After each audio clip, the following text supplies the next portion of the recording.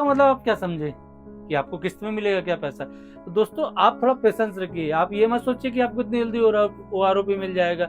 बहुत से यूट्यूब बता रहे हैं कि आपको 10 तारीख को मिल जाएगा, 15 को आ जाएगा, वो अगस्त में पेंशन आ जाएगा। करना था तो ये 1 ईयर्स का क्यों लिखा कि हम आपको एक फाइनेंशियल ईयर में देंगे।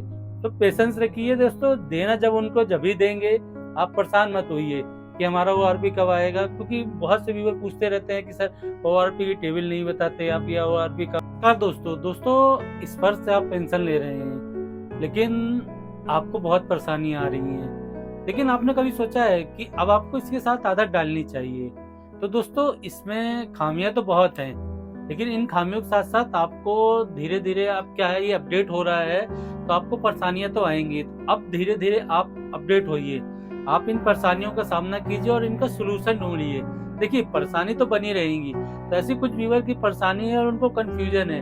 तो दोस्तों आज मैं 5 पॉइंट लाया हूँ इस फर्ज के बारे में, जो भी लेटेस्ट में परेशानियां चल रही है, तो उनके जो सोल्यूशन है, हो सकता है कि आपको पता हो सकता है कि कुछ चीज आपको नई सीखने मिले। तो चलिए मैं आज का वीडियो शुरू करता हूँ और आपको 5 पॉइंट बताता हूँ। जो 5 पॉइंट बनाए हैं उसमें पहला पॉइंट है दोस्तों आपका OTP का।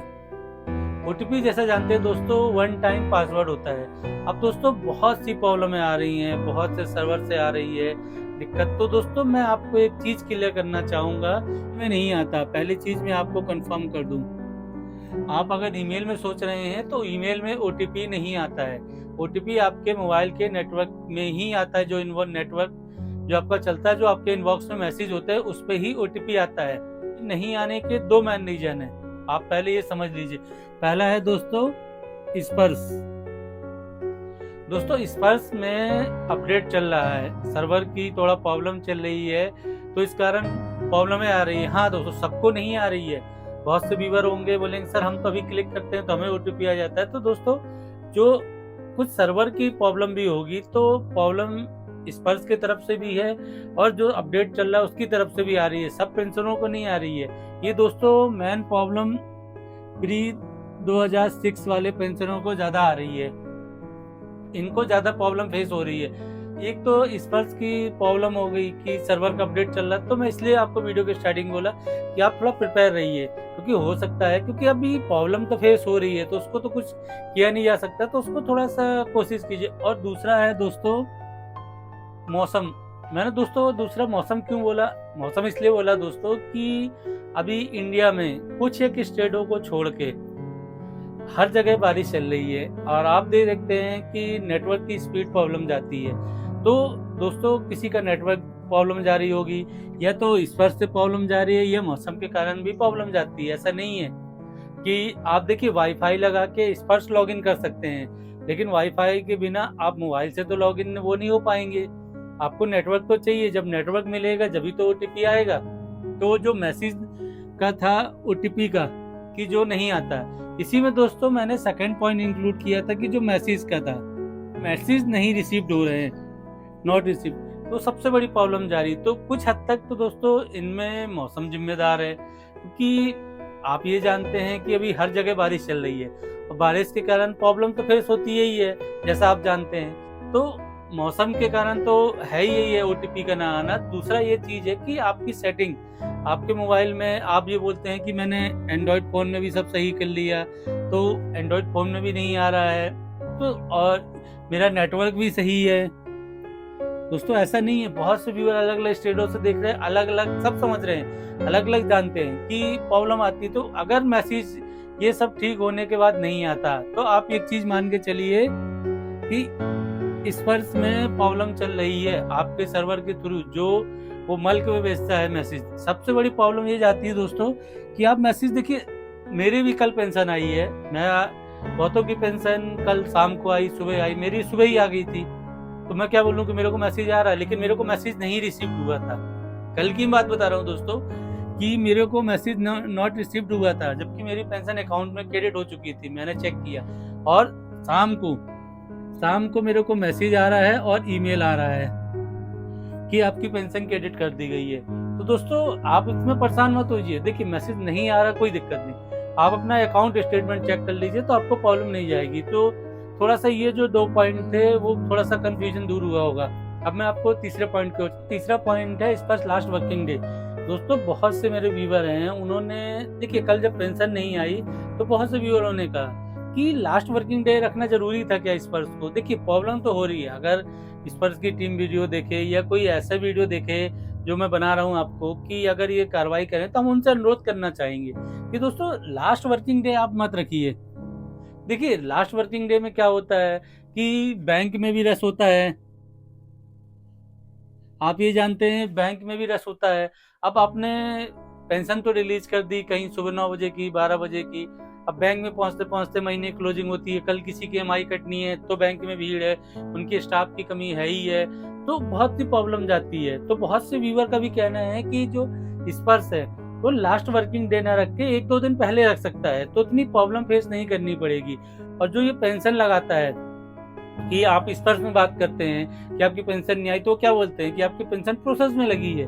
तो पेंशन प्रोसेस में लगी तो उसका एक सोल्यूशन है ना दोस्तों।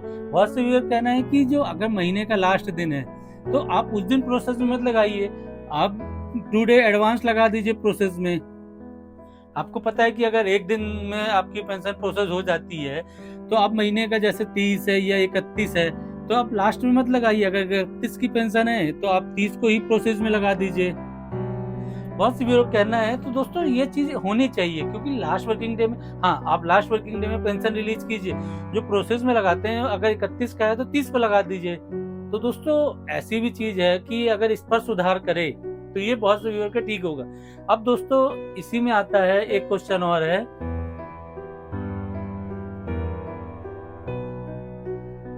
Pre 2006 pensioner. दोस्तों इसमें चाहे सर्विस हो चाहे फैमिली पेंशन हो, इनमें दोस्तों दोनों को बहुत प्रॉब्लम है। मैंने खुद देखा है, रियलाइज किया है कि इनके एक तो मैसेज आने में दिक्कत है। आप दोस्तों विश्वास नहीं करेंगे, आप मेरी अगर बातों का विश्वास नहीं तो आप किसी भी प्री 2006 पेंशनरों का है, फैमिली पेंशनरों का है, आप उनका अभी भी, मैं जिस डेट में आपको वीडियो बना रहा हूँ आप कभी भी देख रहे हैं, आप चेक कर सकते हैं फैमिली पेंशनरों का, उनका अभी भी एनुअल स्टेटमेंट नहीं आया होगा।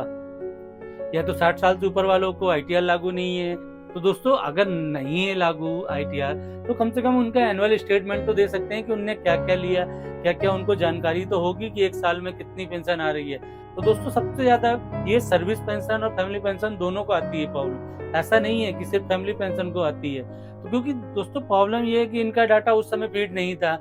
तो दोस्तों जो अगर फैमिली पेंशन मेरा वीडियो देख रहे हैं तो मैं उनसे एक ही रिक्वेस्ट करना चाहूंगा कि आप अपने डॉक्यूमेंट अपडेट कीजिए। हाँ आपने मोबाइल नंबर अपडेट कर लिया, ईमेल ID अपडेट कर ली, आपकी पेंशन सही चल रही है, आधार आपका नंबर है, पैन कार्ड है, तो आप ईमेल ID वगैरह भी अपडेट कीजिए।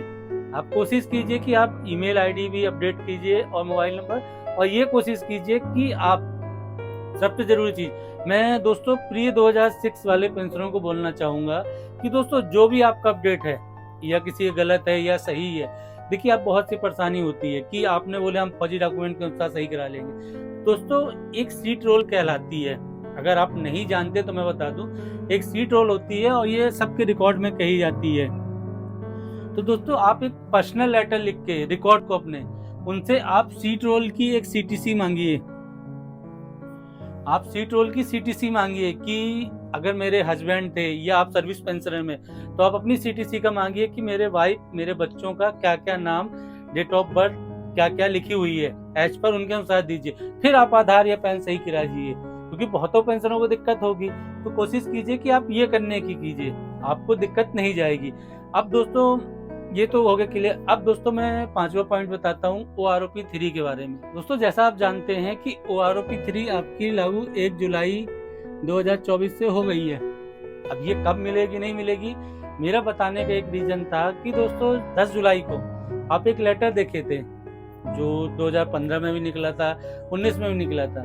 लेकिन दोस्तों उस लेटर में एक खास बात थी, आपने गौर नहीं किया होगा कि 1 फाइनेंशियल ईयर, मैं 1 फाइनेंशियल ईयर क्यों कह रहा हूँ कि उन्होंने कहा है कि जो ये फाइनेंशियल ईयर आपका 24 और 25 क्लोज होगा, यानी 31 मार्च 2024 तक आपका OROP का पेमेंट पूरा कर दिया जाएगा। दोस्तों इसका मतलब आप क्या समझे कि आपको किस्त में मिलेगा क्या पैसा। तो दोस्तों आप थोड़ा पेशेंस रखिए, आप ये मत सोचिए कि आपको इतनी जल्दी OROP मिल जाएगा।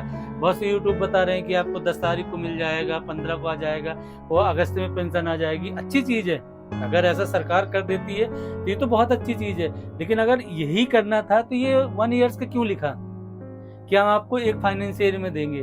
तो पेशेंस रखिए दोस्तों, देना जब उनको जब ही देंगे, आप परेशान मत होइए कि हमारा ORP कब आएगा, क्योंकि बहुत से व्यूअर पूछते रहते हैं कि सर ORP की टेबल नहीं बताते आप, या ORP कब आएगा वो नहीं बताते। तो दोस्तों मैं आपको क्या बताऊं, ये तो एग्जैक्ट किसी को पता नहीं है कि सरकार कब करेगी। हाँ, हम कैबिनेट की बैठक होती है, हम प्रूफ मान लेते हैं, किसी ने मैसेज लिखा, किसी ने लेटर लिखा, तो क्या सोचते हैं कि आपको ORP मिल जाएगी। देखिए देना तो वही है। अब आप सोच रहे होंगे कि ORP का बजट भी नहीं हुआ था। दोस्तों जो आपका बजट था, वो बजट तो आपके चुनाव के पहले ही जो रक्षा बजट था 1.41 लाख करोड़, वो तो पहले से ही रिलीज था, उसमें तो कोई नई चीज नहीं थी। तो दोस्तों इसके लिए पेशेंस रखिए, मिलेगा ही। हाँ, एक बार लागू हो गया है, आपको सबसे बड़ी चीज है कि एक फाइनेंशियल ईयर में देंगे, तो 31 मार्च को आपका फाइनेंशियल ईयर क्लोज होगा, उसके पहले मिल जाएगा जैसा लास्ट ईयर हुआ था। तो आई दोस्तों आपकी कुछ कंफ्यूजन दूर होगी। हाँ, आपके अभी भी कुछ क्वेश्चन है तो आप वीडियो के नीचे कमेंट्स कीजिए, मैं रिप्लाई देने की कोशिश करूंगा। मिलते हैं एक नए वीडियो में। नमस्कार दोस्तों।